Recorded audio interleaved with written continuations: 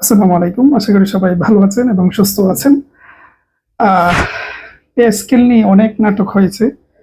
মানে pay scale নিয়ে ইদানিং কথা বলতে ইচ্ছেই করেন না। অনেক কথাবার্তা ইদানিং অনেক তথ্য পে স্কেল নিয়ে প্রকাশ হয়েছে কিন্তু আমি কথা বলি নাই।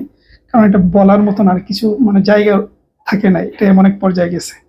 পে স্কেল নিয়ে সর্বশেষ যেটা হইছে এটা নিয়ে একটু কথা বলি। আজকে অর্থ মন্ত্রণালয় ১২টার দিকে একটা মিটিং ছিল। ওখানে মিটিং থেকে বের হয়ে অর্থ মন্ত্রণালয়ের উপদেষ্টা ডক্টর সালেহুদ্দিন স্যার উনি বলছেন যে নির্বাচনের আগে পে স্কেল প্রকাশ হবে অথবা হবে না, এর কোনো সিদ্ধান্তেই তারা পৌঁছাতে পারে নাই। এটার কাজ চলতেছে। পে কমিশন সুপারিশ করবে দ্রুত সময়ের ভেতরে, এর আলোকে তারা সিদ্ধান্ত নেবে।